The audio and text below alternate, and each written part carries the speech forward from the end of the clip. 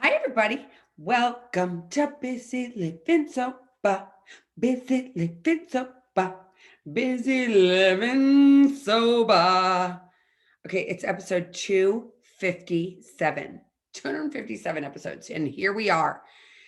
And I have bad news. I guess it's not really bad news. It's just news. I'm not going to say it's bad news because it's not bad or good. It just is. So I was really excited. I talked to you guys about the play that I got chosen to play a huge part in a local play, community theater. And I was so excited. I had this big part. I had so many lines. And my youngest son, Henry, for those of you that follow me, I got a phone call that he has to move into college the weekend that the play was going on, and they couldn't find an understudy. So I have to go. They were like, "You have to go on." And I was like, "Wait a minute. My son has this, like, he has to move into college." And everybody's like, "Well, how old is he?" I'm like, "He's 21, but still, he's moving into college by him, like into a city he's never been to. As his mom, I want to be there if I can." And it's a weekend, it's a Saturday, and I would go up on Friday, set him up, and come back on Sunday just so he gets a lay of the land, knows where everything is. He's never lived in a city. It's like a big deal. And they were like, yeah, well, you can't miss the play. So I had to resign. And it's a bummer because my ego was so excited to get up there and get on stage and do my thing and have people applaud me and be like, "Oh, you're so great." And, but when it came down to it, and it was a hard choice. Can you believe that it was a hard choice? I was like, do I pick my child or do I pick, and not that he's a child because he's a man now and he's 21, but do I pick him or do I pick a play where I can get this admiration and everything else and all these great, accolades? Or do I go and do the responsible thing? At least for me, I find for me is being there for my kids. And it was interesting because I called this person that I talked to on a weekly basis and I asked her, I said, "What do you think I should do? Should I go to the play or should I go take care of Henry?" And she said to me, "How would you feel 20 years from now? Which would you regret? Which would you regret missing 20 years from now?" And when she put that into that context, my first answer right away would be like, I'd miss spending time with Henry. That's number one. I would miss spending time with Henry. I don't think I'd miss hanging out with strangers. I don't think I'd miss the applause. I don't think I'd miss any of that stuff. I think I'd miss that time of like watching him get to his new college and be able to see his face, his expression when he walks to this new campus, and when he get the expression of what it looks like to have this kitchen, whatever his kitchen's going to look like. We have no idea, what his roommates are going to be like. Where is the local store that he can go to? Where is safe? Because it is a city and it's different. He's never lived in a city. Getting him around, making sure he's going to be able to get around, how far away his classes are. That's all the stuff I want to be there for. And I don't know if there's an age limit to that if you're a mom. I don't know if there really is an age limit that you go, I don't want to do that. And it's not important that I be there at that event or not this event. I think we all want to be there majority of the time for our kids all the time. And even when they get married, we want to be part of it. I mean, obviously there's certain things that we aren't going to be involved with, but a lot of stuff like moving and doing that sort of stuff, I want to be a part of. And the fact that he wants me there, like that's, I'm grateful for. When we get sober, before I got sober, I remember when they were little and I would be like hungover so badly and I'd be laying on the couch and I had 3 kids running all around and I'd be like, "Go play in traffic." And I literally meant go play in traffic. It wasn't like, "Oh my gosh, I have to feel bad because I just said," no, I wanted them to go play in traffic. It was like, "I'm so hungover. I can't figure out anything to do with you. You're driving me crazy. I have a huge headache. I feel terrible. Get away from me." And the fact that today I have a relationship with them where we want to hang out and we like each other and we have just a nice rapport. It's just a huge gift of sobriety. For so long, I didn't, it was all about me. It was the Elizabeth show. When is it going to be, who's going to show up for me? I need to get accolades all the time. Somebody has to focus on me all the time. That's what I have to do. It's all about me. It's all about me. It's all about me. Everything's about Elizabeth. Everything's about Bizzy. It's not about my kids. It's about me. We're selfish and self-centered in our drinking. And I didn't believe that for the longest time. I was like, what do you mean? I was there. I did this stuff for my kids. But the reality is like really being present is something that I've worked into through the years. It's like being present is hard, especially with all these devices we have. And I'm just going to show you some devices like this and this, like they're going off at all times, right? And to be present, we can't have these things because they're distracting us, these iPads and cell phones and computers. They distract us from what is really going on in our lives. And drinking was a huge distraction, right? It took me away from where I needed to be, which was with my kids. I didn't want to feel any feelings though. So I didn't want to feel any feelings. So I wanted to drink so I didn't have to feel sad and I didn't have to feel lonely and I didn't have to feel less than and I didn't have to feel this or that. I didn't have to judge anything. I just wanted to, not feel anything. So I drank and I drank alcoholically. And drinking was but a symptom because it's my thinking that's been screwed up this whole time. My thinking while I was drinking was screwed up. It was like, wait a minute. No, I have to do this for me. It's about me, me, me. When 9 or 10 times it's about my kids now. It's still about my kids. I mean, I thought when I signed up for this play, I was like, oh my gosh, I can go do this now. Henry's old enough. I don't have to do anything. And the reality is he still needs me. 21 years old and he still needs his mother. Isn't that crazy? But it's something that I want to do. I think that I've heard from people before that they're like, I don't know, getting sober, it's going to be so boring. I thought it was going to be boring too. I thought that life was going to stop. I thought, I think back to what it was like and how it was my everything. Drinking was everything I thought about. Drinking was, you know, it trumped my kids. I remember when I got pregnant with all three of them, and I'd be like, oh my God, I can't smoke and I can't drink now. But the minute I give birth, get me a bottle. Like, get me a bottle and I want a pack of cigarettes. And I used to be able to go smoke, and you could smoke in hospital stairwells. Can you imagine? But you could. And I would go, I remember I gave birth to Kent, my oldest one, who just turned 25. And I went, my ex-husband brought me a bottle of champagne, and I got the champagne and I drank it and I was so excited. I was like, yes, Mecca. And then I got a pack of cigarettes and I went and I smoked. I didn't even think about what my smell was to my baby. I didn't think about any of that stuff. It's like I needed to smoke. I needed to smoke. I needed to drink. I didn't nurse because God knows I didn't want to take time away from my drinking to nurse. So I was all about Elizabeth. It was Elizabeth's show. And, now sitting here looking on, a couple of weeks, I'll have 15 years of continuous sobriety, God willing. And I think back to those times and I'm like, oh my God, I missed so much. And I was a blackout drinker. And we don't think, at least I didn't think. I'm not going to say we don't think. I'm going to say I didn't think. I didn't think that I was like killing brain cells.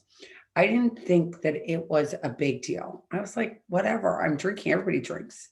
Am I killing brain cells? I'm fine. But I really think I killed like brain cells. Like I think back, people will say, do you remember this? Do you remember that? I'm like, no, I don't remember that. I don't really remember that. And could that be a direct result of my drinking? For sure. It very well could have been. I drank a lot and I could have killed a lot of brain cells, and hence I don't remember anymore. But I don't remember a lot of stuff. And that's a regret I have that I don't know if I'll ever be able to get over. I don't know. It's so funny because when that person said to me this week when I called her on Thursday and I was like, what am I supposed to do? I've got the play and I've got Henry. And she's like, well, what is it going to look like 20 years from now? I don't think we ever think 20 years from now. At least I didn't. I didn't think 20 years from now. I've been impulsive my entire life. I don't know if that's a character of every alcoholic, but I know it is of this alcoholic and a lot of alcoholics I know. We're impulsive. We don't, I want more. I want to be happy, happy, happy. I want to do whatever it takes to be happy. And I want instant gratification. And instant gratification is so crazy, especially now in today's world, because with these cell phones and plane travel and the way we can live our lives, everything's like this. If we don't hear back from somebody in 30 seconds, we're like, oh my God, what's wrong? Why haven't they gotten back to me? Oh my God, they don't like me. They've got a problem with me. Oh my gosh. We never think, oh my gosh, actually, this person could be busy doing something. That's why they didn't get back to me. But when I was younger and there were no cell phones, it wasn't like this. It was very interesting. I was talking to somebody, and not to digress, but I was talking to somebody today, and she's like, my phone keeps dropping. My phone keeps dropping calls. My phone keeps dropping calls. I'm like, I totally get it. I'm on my third phone of the same generation, and it drops calls all the time. And my kids yell at me all the time. And I'm like, oh my God, I hate this phone. And I was like, wasn't it so much easier when you had the dial phone? You just had a phone. You had a long phone cord. You'd go and you'd hide in the closet and you'd have a phone call. And then if you went out, you didn't have phones with you. So you didn't know what was going on in the world. Besides, when you got home, if there was a message, the light was blinking. Life was a lot easier. Today, life isn't so easy. And, but getting back to living today and all the incessant and me being, wanting things, instantaneous gratification, it's a hard thing because, you see one shining object and you want that and you want this and you want that. And our bodies work in this mode that we're stressed all the time. And we're not stressed like cavemen, more like, oh my God, here comes a lion that's going to eat me or a bear that's going to eat me. We're stressed over stupid stuff that we shouldn't be stressed over. And it's just not, it's hard. And I think that we use drinking even more today because it calms us down. We can take that time. I remember that when I would smoke, it would be like, oh my God, I'd have a drink and a smoke. And for some reason, my entire life would just go to shh. How do I do that as a sober person? That's what I thought to myself. How am I ever going to feel like this as a sober person? Calm, serene, not having it all be about me. I think it's lack of cell phone, lack of iPad, lack of computer. I think it's really getting present in your body. I think it's breathing. Breathing's huge. I didn't breathe for a long time. I think I was just walking around just like managing. Now that I'm sober, I breathe. I realize that I'm easing God out when I want my things my way. I wanted this play to be my way. I wanted this stuff to be my way. And I realized that it's not all supposed to go my way. I don't know how it's supposed to be, but I know that if I let go, I can feel when it's right and I can feel when it's wrong. And when it feels wrong, I like to back away from it. The other thing I have to say that I did with this play, which I don't regret, I regret. And I don't know if any of you can relate to this, but I'm such a people pleaser that I say yes to a lot of things without thinking about it. Somebody asked me to do something, I say yes. Somebody asked me to be in this play, I said yes. So I'm going to give you the exact example. So I went and I tried out for this play. I didn't ask any questions. How long is this play? What's the commitment look like? What are you going to need me for? How long are you going to need me for? What is the schedule going to look like? I didn't ask any of those questions. They offered me the position. I said yes. And then I got into it. And they're like, we're going to have practice 5 nights a week. And we're going to put on a show for 4 weekends in a row, Thursday, Friday, Saturday, Sunday, 4 nights in a row, 4 weekends in a row. So the rest of August was going to be filled with doing these plays every weekend from Thursday to Sunday and then practicing during the week. So I had said yes to something that I had no idea what I had said yes to. I had said yes to something that was going to take over my life, everything in my life. And I said, when I started the play, I said, I'm not busy. I have nothing to do. I have no other commitments. And the reality is that I do have commitments. I have commitments to you, my listeners, that I love to death, even though I don't know all of you, but I love you all to death that you support this and you support my whole cause of changing the shame surrounding addiction and realizing that, there is another way out. This is like the most important thing to me, is to share with people that there is another way out. And we need a spiritual awakening to get there, and realizing that we have to have some higher power. I don't know if it doesn't have to be God, if it makes you feel uncomfortable, if it has to be Buddha, as you can see, I have a Buddha up there, if it has to be the sunrise or the sunset, whatever your higher power is, you need to have something that you believe in that is outside of you. And it can't always be a human, because the only problem with humans is humans are fallible. Humans make mistakes. Humans, like I just said, I thought I was committing to this play. I was really excited about it. I really wanted to do it. And then I got into it. And then my son calls and I'm left with no way out, right? I have to let these people down. Thank God I did it before it went any further. The minute I found out that Henry had to be there, it was the day I called them right away. I said, I cannot do this. I need to be there for my son. I let them know right away.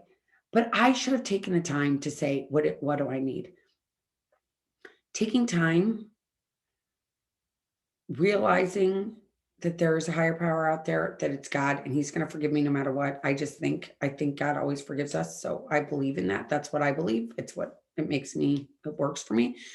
And if it doesn't work for you, that's okay, but it works for me. So I think that he's forgiving. And I had to say I was sorry to these people. And I said I was sorry, but that my son came first. And that's the truth for me.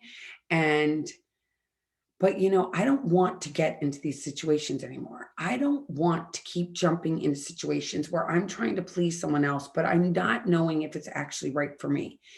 And so taking this time, I have to take a deep breath and I have to say, can I get back to you in 24 hours? And if I have questions, ask them, and don't be ashamed to ask the question. Like I don't know why I didn't ask. What does this time commitment look like? But I didn't. And that was shame on me. I should have said, what am I looking at here? What do you want from me? What exactly are you looking for in me? I don't know that a lot of people do this thing of not asking what you need, not asking for what you need up front, but I never do. I always want to make sure everybody else is happy before I am. It's very strange, but it's a people pleasing thing. And I don't like it, because I get into situations but then I doubt myself. I don't like myself. I'm like, look I did it. Why did I get involved in this? This was so stupid, Elizabeth. You shouldn't have even done this. You got yourself in a situation. Now you can't get yourself out. This is horrible. Why did you have to let these people down? You're such a bad person. But I'm like letting strangers down. And I think twice about letting strangers down, but I'm going to let my son down. Okay, really? My thinking sometimes is skewed. See that? I need to think about his needs first. Okay, he needs me. I got to go help him move in.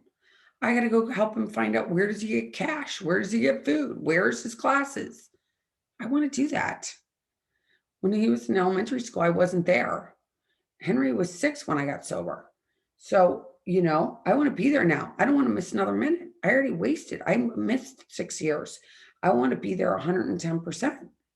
So if he says, Mom, I want you there, I'm going to be there. You better know it. And the spirituality thing that I was talking about, the crazy thing about Busy Living Sober is we don't make any money here. Busy Living Sober is not a money-making endeavor. It is I've told you this many times, it's a hobby. So it's my hobby because I want people to know that if you have this disease, for one, if you have this disease and you get sober, I want to say this. If you get sober, if you get a certain amount of time, cherish it. Hold on to it tight. I've met too many people recently that have had long-term sobriety. They go out, they start drinking, and they can't come back. They can't get sober again. It's too hard. It's too hard.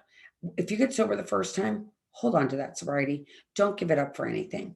I think that we all, at least for me, we sometimes like, oh my gosh, life's getting good. I don't have to worry about it anymore. I'm sober. I'm totally sober. What do I have to worry about? But the reality is I have to worry about it. I've got to be aware of this every day. Every day I wake up, I'm powerless over everybody. I'm powerless over everything. I have no idea, but I've got to set parameters for myself.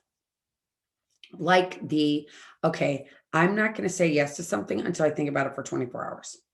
I'm not. I'm going to think about it for 24 hours. And then if I still don't have a sure decision on what I want to do, I might say I need another 24 hours. We're allowed to do that. I'm powerless over what's going to happen, but I'm not powerless over asking questions and finding out information. I think that sometimes I would put my head in the sand and just say yes and keep walking, and then find I'm in a situation that I really don't feel comfortable in. And I don't, and it's harder, I think, sometimes to get out of a situation than it is to get into a situation. It's like reversing is so much harder. I don't know why. But we get into these things, we get ourselves in, and then we're like, I need to get out. It's so funny because when I got sober, I remember my sponsor would be like, are you going to go? I'd be like, I'm going to a party or something. I'm going to a wedding, going to a party, whatever it is. And she'd say, do you have a way out? And I'd be like, what do you mean? She goes, well, you always have a way out. And I mean, like, we always have to have a way out. We have to have a car or money to take an Uber or money to take the bus or money to get, or have at least somebody that we can call to pick us up. We need to make sure in life, we have that safety. I just thought about this, but like when I was growing up, and I grew up in St. Louis, Missouri, so Tornado Alley, like we had to know if there's a tornado and alarm goes off, what are you going to do? Well, we had to go underneath the desk, right? You can go in the bathtub. You can go into a room without windows. There's certain things you're supposed to do to be prepared for certain situations. But as we don't do that as like walking around life when I think we should. Like, why do we get ourselves into situations where we have to reverse out of and we don't know what our safety shoot is besides falling on the sword and then feeling like assholes about ourselves, which is what I felt like, kind of. I did. I would be like, sorry, my son trumps all of you. I should have known before I signed up for this that actually the move-in day can't be moved really easily like I thought it could. Like where my kids used to go to college, or my older ones went, you could be kind of more flexible. This is in a city, it's totally a different scene. And that was my bad. I wish I had taken the time to find out what they wanted from me rather than just jumping in. And having a parachute is huge. Realizing what you can take and what you can't take is huge. Realizing what you're getting yourself into and what you don't want to get yourself into is huge. When we get sober, it's a huge change in our life. And I can tell you, you won't ever regret not taking a drink. You will regret taking the drink, but you won't regret not taking the drink. You won't regret spending time with your children ever. I don't think ever. You'll never regret that. It's like, for me, it's like the most important thing in my life is my kids up and beyond anything else. It just is. Sorry, it just is. I love my husband. I love my dogs, but my kids trump them all. And, but getting to that place where I'm okay with owning that. And it's hard to own who we are sometimes. It's hard to be truthful with ourselves and truthful with other people because I don't want to let anybody down. But the reality is, if I don't let anybody down, then I let myself down. And I don't want to do that anymore. I had too many days that I was ashamed of, right? Too many days I woke up and I was like, what the hell did I do? Where's my car? How did I get into this situation? Who's that? How did he get here? um, I had too many situations like that where I really was just ashamed of myself. I hated myself. I hated myself during my drinking. I really did. I hated myself. I had a lot of fun. Don't mind you. I had a lot of fun, but I also got myself into situations that I really, I'm like, sorry, I'm having a technical problem. I got myself into situations that were unsavory. Let's just say that. I got myself into situations that were scary. And, how to reverse out of those was very hard. And I got myself into situations that I'm very ashamed of. I'm not that ashamed of today, but it happened and the results were hard, but I got through it. But life isn't easy. And it especially isn't easy when you're an alcoholic. It just isn't. And life is a lot easier if you decide that, you know what, I want to change things and I want to make other things in life more priority than my drinking. And it takes time and it's hard. And it's hard. It's hard getting sober. People say it to me all the time. They're like, isn't it hard? It must be so hard. How do you do it? And the reality is, I just do it one day at a time. I do it one day at a time. I stay sober one day at a time. I thank God every day. I like to do a third step prayer, which is kind of an abbreviated version where it's like, God, I offer myself to thee to do as thou wilt, relieve me of this bondage of self so that I can do your will. And that means just like, let me get out of the way. If my stuff on my to-do list doesn't happen, is the world going to spin off its access? No. If I'm late for something, is the world going to spin off its access? No. Are people going to get pissed off at me? Maybe. Can I apologize? Yes. Can I try to be there on time? Yes. But is it the end of the world? No. Drinking can be the end of the world. If you're an alcoholic, drinking can be the end of the world. And we spin and we are tornadoes in our own families. So if you're out there and you're like, I don't know, it's hard. I get it. It is hard. It is hard, but you're worth it. You're worth the fight. You're worth the hard work. You're worth being able to fall on a sword and say, sorry, I messed up. I shouldn't have said yes. You're okay to say that. It's okay to reverse. It's okay to say, I'm sorry, this isn't working for me. It's okay to say all of those things. But when you get sober and you start to like yourself, it's easier. It's hard when you don't like yourself to say those things. But if you like yourself and you respect yourself, it's a lot easier. It's like, wait a minute, I'm going to let you trump me? I don't think so. No, my kids, this goes first. And it's okay if you don't like me ever again. It's okay. There's a lot of people who don't like me. It's okay. But they are going to love me no matter what. And at the end of the day, I don't think on our deathbeds, we are going to miss strangers coming and saying that they're so sorry they didn't get to spend more time with you. Our kids will, our loved ones will. So taking that time is important. Okay, I think I've talked for 30 minutes now. I think everybody's probably sick of hearing Bizzy from Bizzy Living Sober. But, I really think that taking care of ourselves, being honest, having a parachute is huge. I think that having a higher power is huge. Make it the sunrise if you need to. Make it a tree. Humans are fallible. That's why I want to go back to the one last thing. Humans are fallible. Humans are not perfect. There's no person walking on this planet that's perfect, right? Nobody is. Everybody can let you down. Every person could let you down. It's just human nature. But taking care of yourself and finding something that's out there that's bigger than you that you can trust. If it's the sky, if it's the sun, you can trust the sun's going to rise either in splendor or behind a mask of clouds, but it will rise. The trees are going to stay in the backyard unless something horrible happens like a tornado. But you can put something that's actually, it's going to be that you can look at and trust.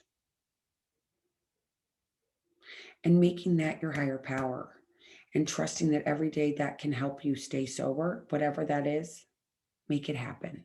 Stay sober today. Please stay sober today. You're worth it. Please don't pick up a drink today. Find something. Find someone. You can go to a 12-step meeting.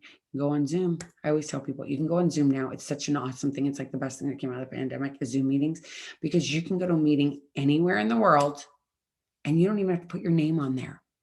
And you can just go show up and see if you like it. Try it. If you need to know where a meeting is, I have a meeting that I host every day. It's on morning. You go to busylivingsober.com and you go under the heading Morning Hope. There's a link right there for a Zoom meeting, and you don't need a passcode or anything. You can just show up. Come, see what a meeting's like. You can write me an email. I'll write you back. I promise. Bizzy, Bizzy, at Bizzy, BUSY, livingsober.com. Reach out to me. Don't do this alone. Pick up the phone. Don't pick up a drink. Pick up the phone. Pick up the phone. Email me. Text me. Do whatever. Email me is the best. I can't text, but email me. And I promise I'll email you right back. And until next week, keep getting busy, living sober. Bye-bye, everybody. Bye-bye. Thanks for listening. Please subscribe to my channel if you like it. All right, until next week, keep getting busy, living sober. Bye.